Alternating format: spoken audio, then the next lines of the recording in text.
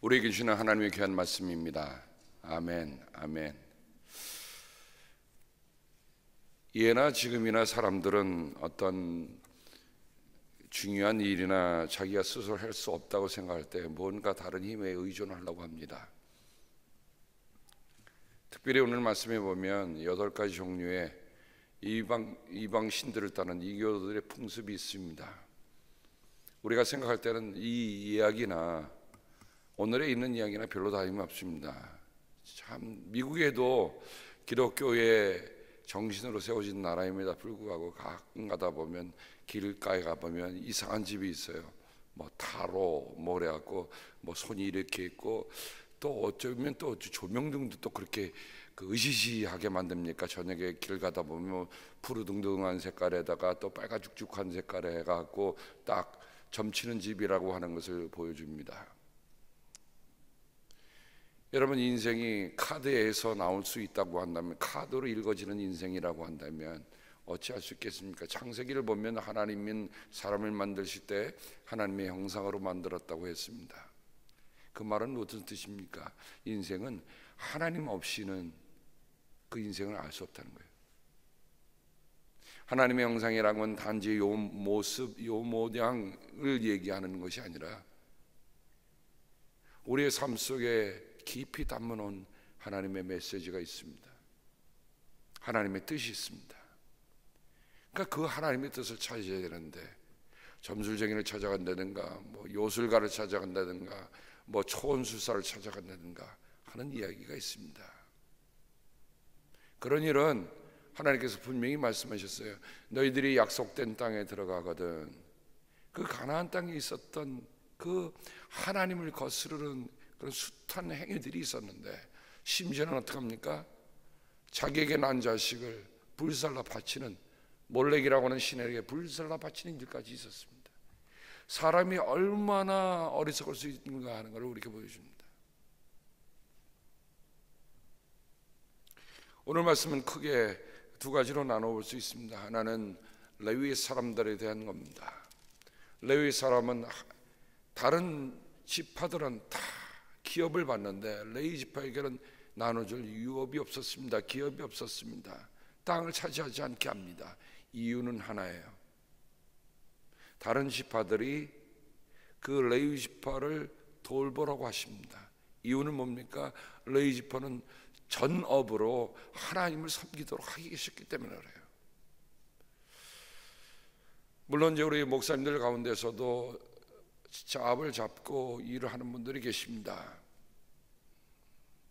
그런데 제가 목회를 하다 보니까 목사가 다른 잡을 잡고 목회를 할 수가 없어요. 하나님의 일을 전업으로 해도 이게 쉬운 일이 아닙니다. 그런데 만약에 내가 먹고 사는 일을 위해서 그 일을 한다고 한다면 거기에도 마음을 쏟아야 된다면 어찌 하나님을 전적으로 할 수 있겠습니까? 그래서 레위 지파의 이 얘기는 단지 레위 지파 사람이 아니라 오늘의 목회자들이 깊이 그리고 오늘의 성도들이 한번 깊이 생각해 보아야 할 일입니다. 저는 정말 우리 성도님들이 하나님을 향해서 헌금하는 것을 가지고 제가 삽니다. 어떤 때는 참 감사해요. 근데 어떤 때는 부담이 갈 때도 있어요. 누구처럼 하나님 시간 하나 딱 써서 인쇄 하나로 여태까지 받았던 걸 다 교회에 드리고 그렇게 살 수 있으면 얼마나 좋을까. 여기서 가까운 어느 교회 목사님은 책을 썼는데 전 세계적으로 그야말로 인쇄만 받고도 평생을 먹고도 남는 게 생깁니다. 그러니까 자기가 여태까지 받았던 그 모든 사례비를 교회에 다시 다 돌렸다고 그래요. 저는 그걸 보면서 부럽기도 하고 한편으로는 그건 아니다 하는 생각이 듭니다. 왜냐하면 하나님의 사람들은 하나님의 집을 섬기면서 하나님의 집에서 나오는 그 녹을 먹는다고 하는 것은 내가 하나님의 종이다 하는 거예요. 내가 뭐 책을 많이 벌어서 뭐 돈을 많이 벌어서 되돌릴 수 있다. 저는 그거는 성서적인 것은 아니라고 생각합니다. 받을 건 받고 드릴 건 드려야지. 내가 이렇게 됐으니 여태까지 해왔던 것을 다 돌려준다. 그거는 성서적인 말씀은 아닙니다. 그러니 레위 지파는 오늘 말씀에 보면 어떤 말씀이 기록되고 있습니까? 이렇게 하고 있습니다. 레위 지파의 유산은 주님이다. 주님께서 친히 그들의 유산이 되신 것입니다 라고 얘기합니다. 주님께서 택하셔서 그와 그의 자손이 대대로 주님의 이름으로 섬긴 일을 하게 하셨기 때문입니다. 오늘의 모든 목회자들은 이런 마음으로 돌아가야 돼요. 주님이 나의 몫의 전부입니다. 내가 다른 것을 구하는 것이 아니라 주님이 나의 몫의 전부입니다라고 하지 않는 한은 이 문제는 결코 해결되지 않습니다. 성도님들, 레위 지파는 오늘 이 세상에서 없습니다. 하지만 만약에 주님의 이름으로 섬기는 주의 종들이 있거들랑 여러분들의 마음에 정말 그런 마음으로 함께 섬겨주시길 바랍니다. 요즘은 목사도 하나의 직업처럼 돼버리고 말았습니다. 그래서 직업에 따라서 보수가 많으니 적으니 뭐가 있느니 없느니 하고 그것을 보고 자리를 옮기고 다닙니다. 조금 더 좋은 자리가 있으면 그곳으로 가보자 합니다. 언제 그게 됐습니까? 그것은 주님의 뜻을 따라 사는 주님이 나의 몫의 전부임이라는 고백과는 배치되는 일입니다. 그러므로 오늘 우리가 이런 말씀을 대하면 정말 주님이 나의 몫의 전부라고 고백하는 여러분 목회자들이 있으면 그들을 존중해 주시기 바랍니다. 그들을 존경해 주시기 바랍니다. 그들이 하는 일이 세상에서 얻는 소득 때문에 자부심을 갖는 게 아니라 정말 저들이 주님의 종이요 주님의 몫이 전부라는 것을 여러분들이 존중해 줌으로 그들이 스스로 그거에 대한 감사함을 드릴 수 있도록 여러분이 함께 해 주시기를 바랍니다. 이럴 때 교회는 건강해지는 거예요. 종종 목회자들이 은퇴할 때의 문제를 가지고 은퇴 후에 그리고 교회를 크게 세운 이들이 종종 문제를 일으키는 일들이 있습니다. 무엇 때문에 일으키든가요? 다른 게 아닙니다. 다 돈 때문에 일으켜요. 그건 왜 그랬습니까? 주님이 나의 몫이라고 하는 것을 잊어먹기 때문에 그래요. 이 땅에서 몫을 다 받으면 하나님이 주시는 몫이 없습니다. 이 땅에서 분명히 다 못 받습니다. 못 받아야 돼요. 왜냐하면 하나님이 주실 몫을 기다리고 살아야 한다는 것을 우리에게 깨우치기 위함입니다. 레위의 사람에 대한 얘기는 이 정도만 해야 되겠습니다. 그 다음 말이에요.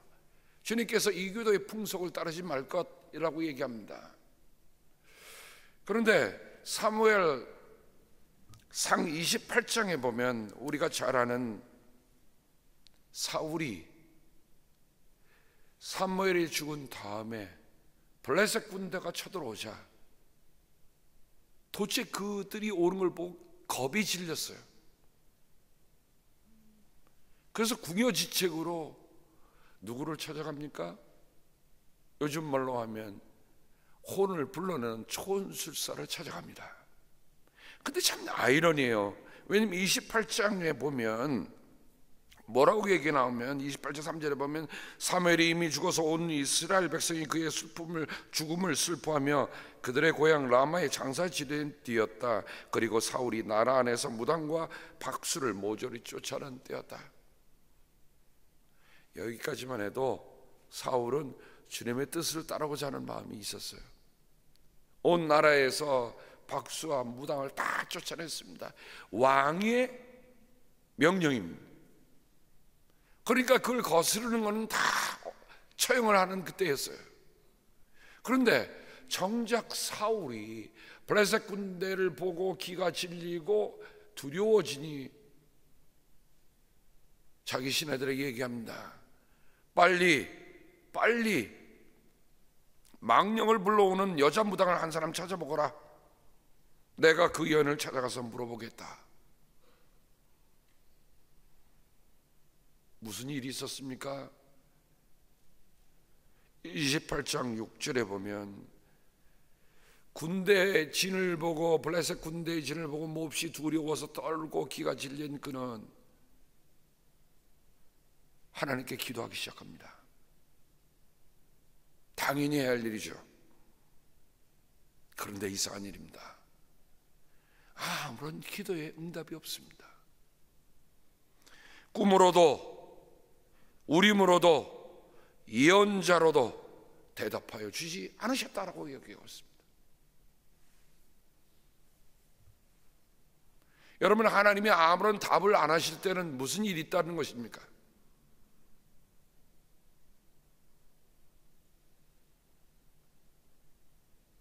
우리가 기도해도 아무런 응답이 없다. 거기에 무슨 일이 있을까? 우리를 다시 한번 돌아보게 하는 말씀입니다. 그러자 자기 스스로 다 철폐했던 망령을 불러오는 여자 무당을 찾아오라고 얘기합니다.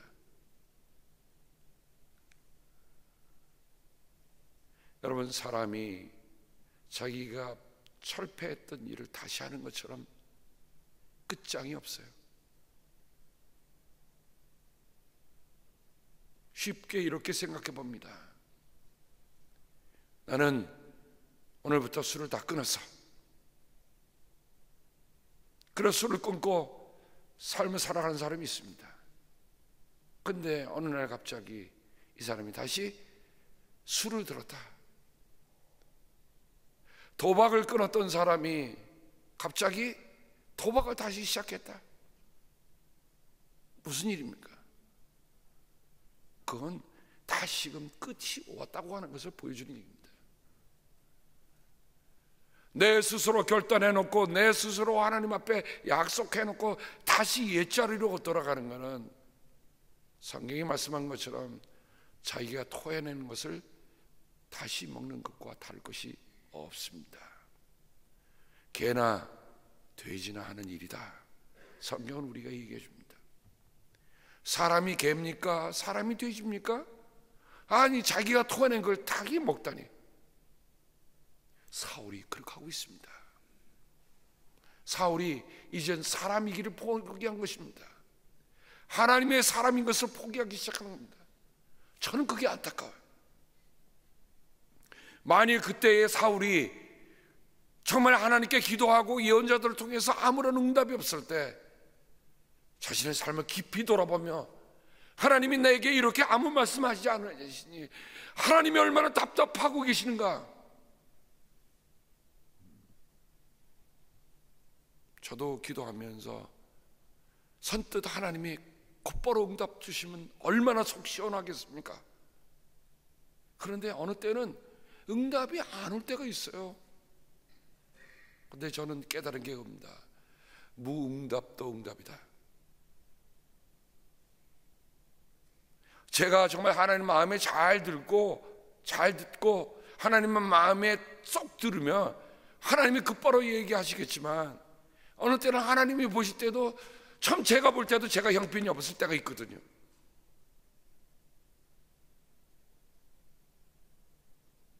그러니까 하나님이 입을 다물고 계시는 거예요.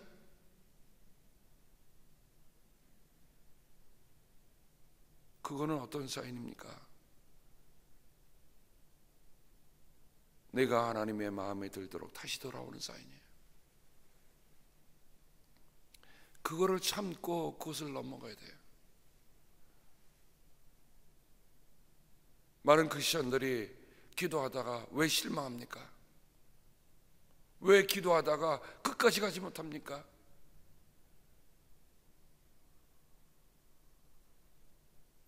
이유는 하나님이 응답하시는 것을 내가 응답하는 방식대로 하지 않으면 아니라는 생각을 갖고 있지 않습니까?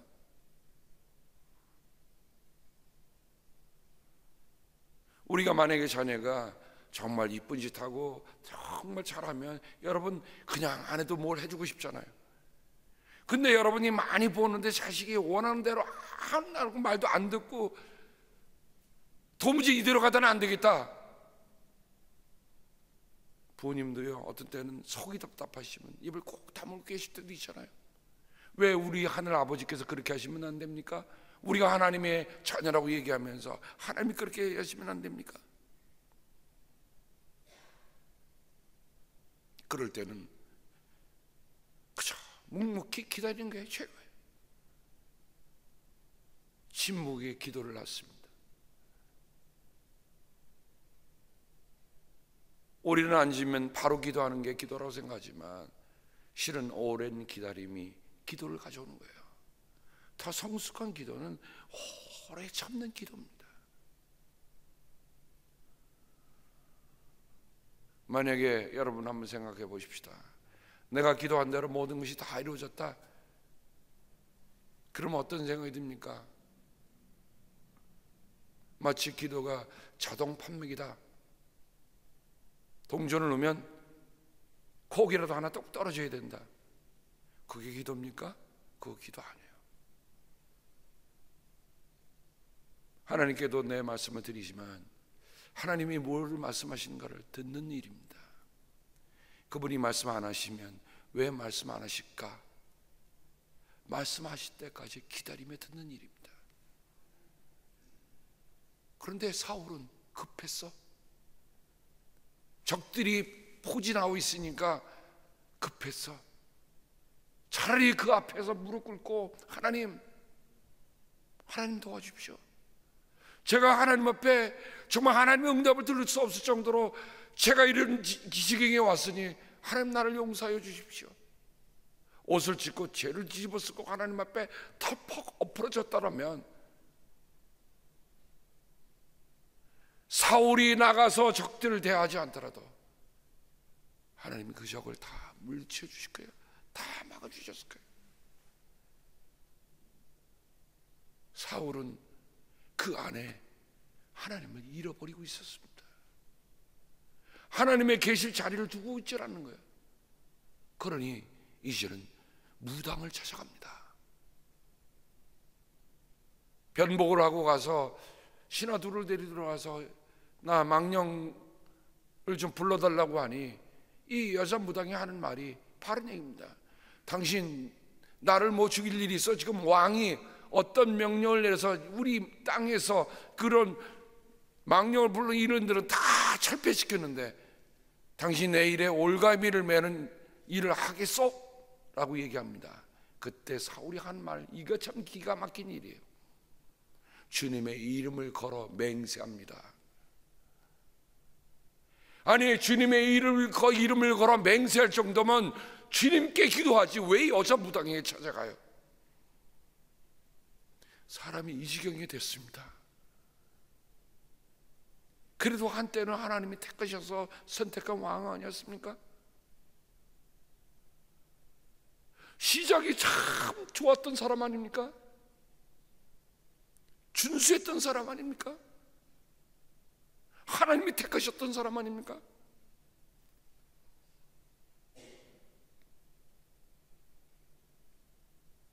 저는 사울의 이 이야기를 보면서 늘 제 자신에게 적용해 봐요.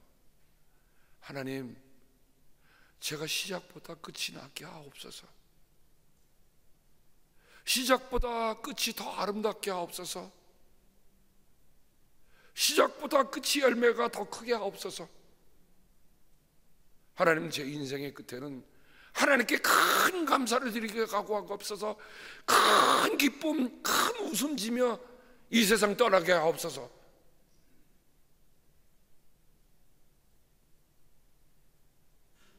그래서 저는 어떤 경우에도 낙심하지 않습니다.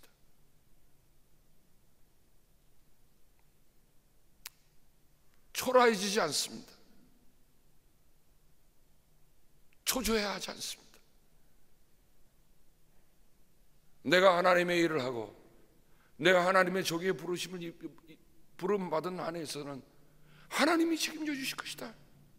그래서 나는 묵묵하게 내가 종이 했을 일을 했을 따름입니다. 내가 뭐 했다고 주님 앞에 들은 게 아니라 주님, 저는 주님의 종입니다. 그저 주님의 종이 할 일을 했을 뿐입니다.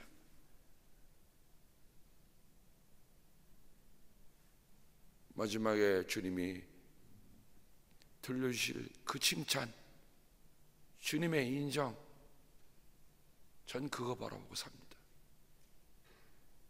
그게 바로서야 인생의 마지막에 있는 모든 결실도 하나님이 내게 주신 선물이요, 하나님이 하신 일이라는 거 하는 고백을 내가 드릴 수 있기 때문입니다.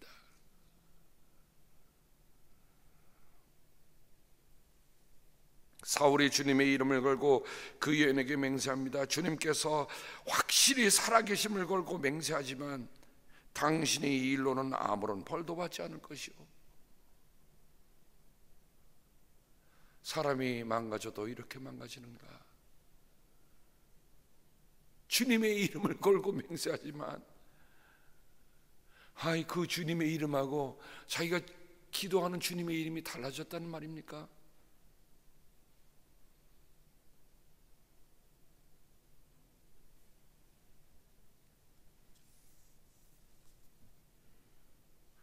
사무엘이 땅에서 올라온다고 기록하고 있습니다. 사울이 사무엘에게 묻습니다. 사울에게 사무엘이 묻습니다. 당신이 왜 나를 불러올려 귀찮게 하시오? 사울이 대답합니다. 제가 매우 궁지에 몰려 있습니다. 블레셋 사람이 지금 저를 치고 있는데 하나님이 이미 저에게서 떠나셨고 예언자로도 꿈으로도 더 이상 저에게 응답하지 않습니다. 그래서 제가 무엇을 어떻게 해야 하는지 알고 싶어서 이처럼 어른을 뵙도록 해달라고 부탁하였습니다. 사울이 압니까? 모릅니까? 알아요. 주님이 자기를 떠나셨다는 걸 알아요. 주님이 떠나셨으면 어떻게 합니까? 주님께 돌아가야죠. 주님 돌아와 달라고 하나님 앞에 하나님의 뜻을 돌려달라고 기도해야 되지 않습니까? 성경에 보면 또 다른 왕이 있잖아요. 히스기야 왕. 히스기야 왕에게 하나님께서 예언자를 통해서 내가 죽게 됐으니 모든 정리를 해라. 그러자 히스기야가 어떡합니까? 자, 하나님이 넌 죽을 목숨이야, 너 정리해.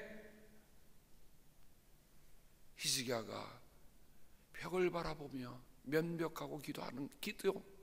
하나님, 내가 주님의 이름으로 주님의 백성을 위한 일과 주님의 일을 하는 것을 기억해 주시옵소서. 하나님 앞에 통곡하며 기도합니다. 이미 죽음의 온도가 떨어진 거예요. 그런데 그 예언자가 궁정을 밖에 나가기 전에 하나님의 말씀이 그 예언자에게 임합니다. 돌아가라. 내가 내 눈물과 내 기도를 들었다. 예언자가 그 궁전을 나가기 전에, 여러분, 히스기야가 그 얘기를 들었을 때 딴 일을 하는 거 아닙니다. 야, 세상에서 용하다는 의견들은 다 데려와라. 그렇게 하지 않았어요. 하나님 앞에 눈물로 기도하는 겁니다. 여러분, 신앙의 깊은 곳은 어디입니까? 인생이 이렇게 철박한 그 순간에도 세상에서 다른 방법을 강구하는 게 아니라 나를 오늘 있게 하신 그 하나님을 향해서 기도하는 그 기도, 하나님에 대한 전적인 신뢰, 하나님만이 나의 응답이십니다. 하나님만이 내 인생의 해결이십니다. 해답이십니다.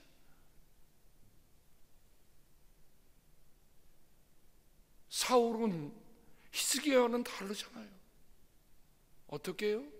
주님이 자기를 떠났다는 거 알아. 여러분, 나보다 나를 더 잘하는 사람이 누구예요? 하나님밖에 없잖아요. 다른 사람은 다 몰라도 내가 나를 알잖아요. 내가 지금 하나님을 떠났다는 거 사울이 스스로 고백했다고 한다면, 여러분, 하나님이 떠나셨는데 죽은 사무엘이 다시 온들 해결이 됩니까? 이와 같은 모순이 어디 있어요? 여러분, 신앙은 뭐예요? 하나님을, 우리 주님을 전적으로 믿는 거예요.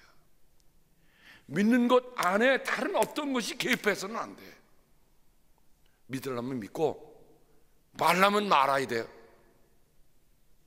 믿음에는 순도 100%. 내 믿음 속에 다른 어떤 것이 자꾸만 개입하려고 들거든. 여러분, 우리가 그것을 경계해야 합니다. 하나님 믿으십니까? 정말 주님을 믿으십니까? 그럼 믿는 사람처럼 살아야죠. 어려운 일 있으면 여기 저기 알아보고,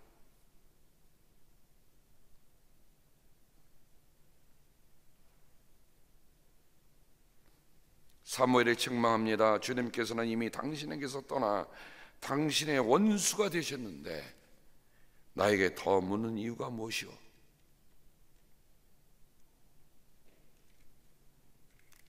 사무엘이 그 다음에 한 말을 정말 사울의 몰락, 사울이 얼마나 두렵고 놀라기에 그냥 뒤로 벌렁 넘어졌다 기록하고 있습니다. 어떻게 보면 신명기 18장 후반에 나오는 이교도의 풍습은 앞으로 오는 이스라엘의 삶에 얼마나 큰 악영향을 미쳤는가 하는 것을 미리 경고해 주는 말씀입니다. 우리도 마찬가지예요. 우리가 전적으로 주님을 믿지 않으면 우리는 결단코 설 수 없습니다. 그러니 오늘 신명기 18장으로 말씀을 다시 돌아가 보면서 오늘 말씀에 우리 이렇게 13절, 당신들은 주 당신의 하나님 앞에서 완전해야 합니다. 완전해야 합니다. 레위기서는 뭐라고 되어 있습니까? 하나님이 거룩하니 너희도 거룩하라라고 얘기하는데, 신명기에서는 하나님 앞에서 완전하라라고 얘기합니다. 신앙은 완전을 향해 가는 겁니다. 완전을 향해 가는 거예요.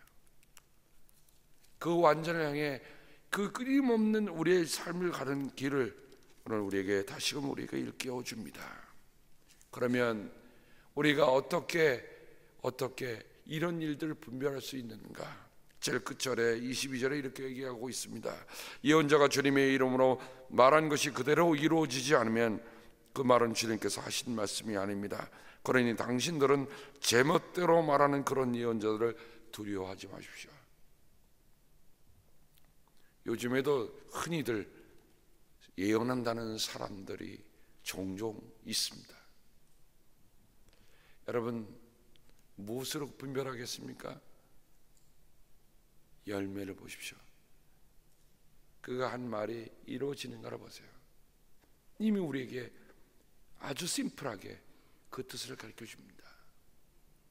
예언자가 A라는 말을 했는데 A라는 말이 실제 이루어지지 않았다. 그럼 그 사람은 거짓 예언자.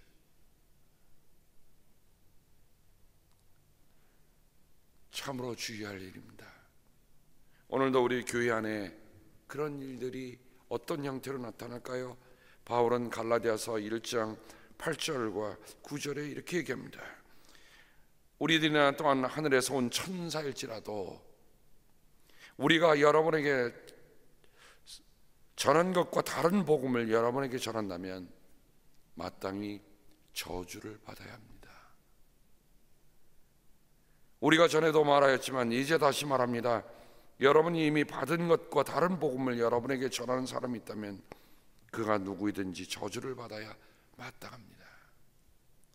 바울은 율법으로 다시 돌아가는, 복음을 전하는데 율법으로 다시 돌아가는 것에 대해서 경계하면서 심지어 어떻게 합니까? 저주를 받아야 마땅하다고 얘기할 정도입니다. 우리에게 전하주신 복음들, 우리가 소주경이던데 우리의 삶에도 그 복음에 합당한 열매를 맺기를 바랍니다. 또 우리 가운데 있는 사람들의 어떤 일을 볼 때 여러분 다른 거 볼 필요 없어요. 뭘 보면 돼요? 열매를 보세요. 그가 어떤 이든 간에 우리의 공동체에서 어떤 열매를 맺고 있는가는 우리들 스스로가 다 잘 압니다. 열매를 보고 삶을 알아내야 된다. 우리 주님이 말씀하셨어요. 저는 우리들 모두가 다 정말 주님이 말씀하신 바를 따라 행하니 우리의 삶에 복음의 열매가 맺고 있구나, 그런 것이 보여지기를 주님의 이름으로 당부합니다. 기도하겠습니다. 하나님 아버지, 오늘의 세대 속에는 이교도의 풍습들이 참으로 기기묘묘하게 여러 가지 형태로 우리의 믿는 신앙을 흔들어 놓으려고 침투하고 있음을 주여 봅니다. 그게 문화로든 그게 노래로든 그게 어떤 형태로든 침투해 오는 것을 우리가 경계할 수 있기를 기도하고 원합니다.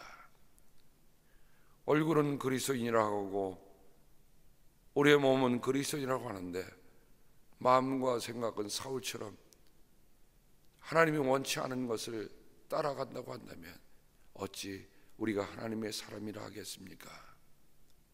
하나님의 사람은 처음부터 끝까지 하나님의 이름을 걸고 사는 사람이요 하나님의 이름을 따라 사는 사람인 것을 알게 하여 주옵소서. 주여, 처음에도 시작하신 이가 주님이시지만 완성도 주님께서 하실 것이라는 것을 믿으며 걸어가는 저희들 되길 빌고 원합니다. 하나님, 라구나 예수교회를 기억하여 주옵소서. 주님의 뜻 가운데서 주님의 명하심을 따라 세운 교회입니다. 주님, 주님의 뜻을 소중히 여기는 사람들을 주님, 이제는 구름대로처럼 일어나게 하여 주옵소서. 우리의 마음속 깊은 곳에 신앙의 불을 지펴주신 주님, 우리가 아버지의 집을 사랑하는 그 열정들이 불같이 일어나게 도와주옵소서. 그래야 땅끝까지 이르러 주님의 말씀을 전하는 우리를 모두가 되게 도와주옵소서. 주님께서 복을 주시고 지켜주시며 밝은 얼굴로 대주시며 은혜를 베풀어 주시고 고이 보셔서 평화 주시기를 성부와 성자와 성령의 이름 받들어 간절히 축복하며 기도합니다. 아멘.